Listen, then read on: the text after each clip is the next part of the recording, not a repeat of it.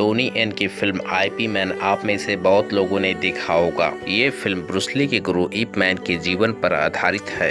दर्शक आज भी इस फिल्म को काफी पसंद करते हैं, लेकिन इस फिल्म में दिखाई गई सारी बातें सही नहीं हैं। फिल्म में दिखाए गए बहुत सारे सीन इप मैन के वास्तविक जीवन में कभी घटे ही नहीं। तो चलिए दोस्तों, इप मैन की रियल स्टोरी जानते हैं, बस एक छोटे से इंट्रो के बाद।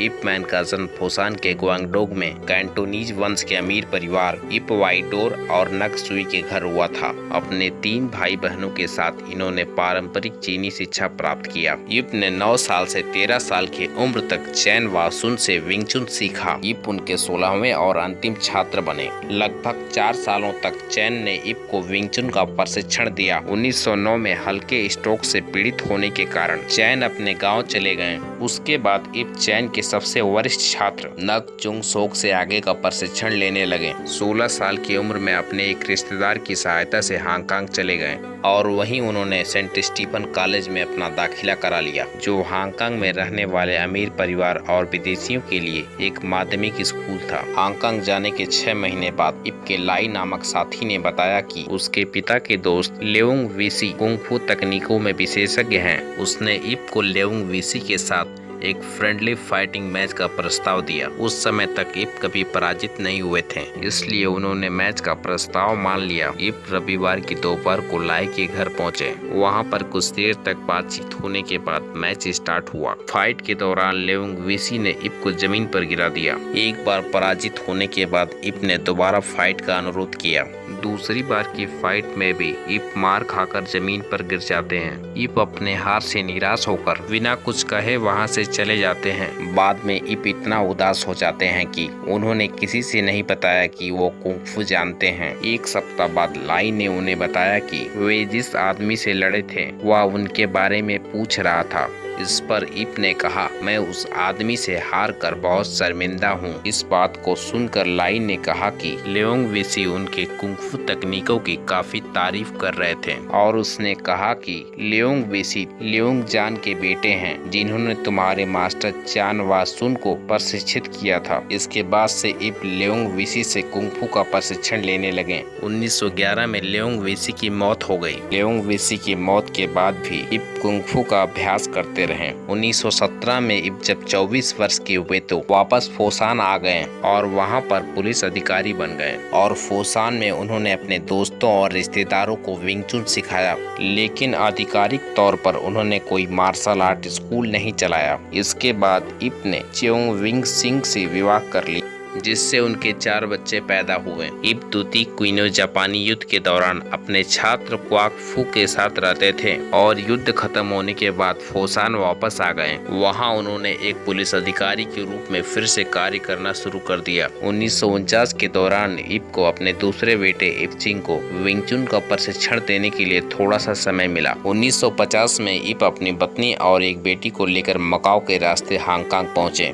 कुछ समय के बाद उनकी पत्नी और बेटी अपना पहचान पत्र लेने के लिए वापस फोसान आ गईं। 1991 में चीन और हांगकांग के बीच की सीमाएं बंद हो जाने के कारण इप हांगकांग में और उनकी पत्नी और बच्चे फोसान में रह जाते हैं। इप ने हांगकांग में अपना पहला मार्शल आर्ट स्कूल खोला। शुरुआत में इप का प्रशिक्षण व्यवसाय बहुत खराब रहा, क्योंकि छात्र कुछ ही महीनों तक रहा करते थे, इसलिए उन्होंने अपने स्कूल का स्थान भी 2 बार बदला। तब तक उनके कुछ छात्र विंग चुन कला में माहिर हो चुके थे, इसलिए उन लोगों ने खुद का मार्शल आर्ट स्कूल खोल दिया और उन लोगों ने मार्शल आर्ट प्रतियोगिताओं में भाग लेना शुरू कर दिया। उन छात्रों की जीत ने इप मैन को प्रसिद्ध कर दिया। 1954 की गर्मियों के दौरान 13 वर्ष की आयु में ब्रूस ली इप से विंग चुन सीखने आए थे। इप ने ब्रूस ली को अपने अन्य छात्रों के साथ 1 साल तक विंग चुन का प्रशिक्षण दिया, लेकिन उसके बाद इप के कुछ अन्य छात्रों ने ब्रूस ली के साथ प्रशिक्षण लेने से मना कर दिया। उन छात्रों का कहना था कि ब्रूस ली की मां जर्मन वंश की है, इसलिए चीनी मार्शल आर्ट विदेशियों के लिए नहीं है।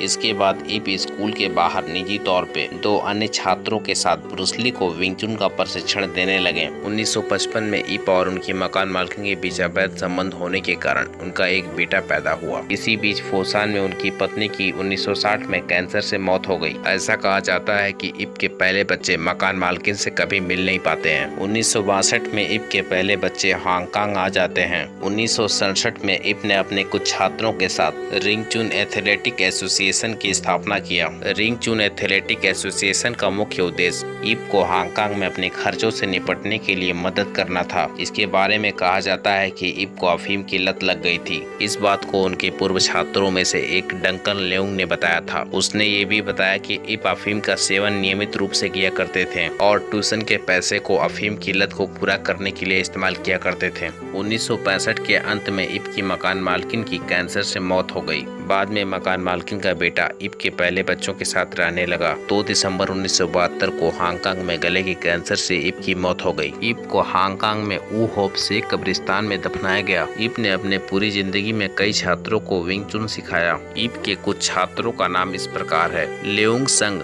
लोक यू, चू सोक टिन, ओंग सुंग लेउंग और ब्रूस ली आदि, जिसमें से ब्रूस ली सबसे प्रसिद्ध थे। ब्रूस ली के स्टोरी से जुड़ी कई फिल्मों में अब तक कई अभिनेताओं ने इप मैन का किरदार निभाया है। उन फिल्मों में से कुछ के नाम इस प्रकार हैं: Bruce Lee the man the myth, dragon the Bruce Lee story, the legend of Bruce Lee. और 2008 में इप मैन के जीवन पर आई फिल्म आईपी मैन और उसके बाद आईपी मैन 2nd, 3rd और 4th। इन फिल्मों के माध्यम से इप मैन के जीवन को दिखाया गया है। जैसा कि आप सभी जानते हैं, फिल्में हमारा मनोरंजन करने के लिए होती हैं, इसलिए फिल्मों को मजेदार बनाने के लिए फिल्म की कहानी को चढ़ा बढ़ा कर दिखाया जाता है। दोस्तों, ये थी इप मैन की रियल स्टोरी। आशा करता हूँ आपको पसंद आई हो। अगर आपको वीडियो पसंद आया तो लाइक और कमेंट जरूर कीजिए, लेकिन जो नए यूजर हैं वो हमें सब्सक्राइब जरूर कर लें और सब्सक्राइब की बटन के बगल में दी गई घंटी पर क्लिक करके सबसे पहले ऊपर वाले ऑप्शन ऑल पर क्लिक कर दें, वरना आपको हमारी नई आने वाली वीडियोस का नोटिफिकेशन यूट्यूब द्वारा नहीं भेजा जाएगा और आप हमारे आगे आने वाली वीडियोस को नहीं देख पाएंगे।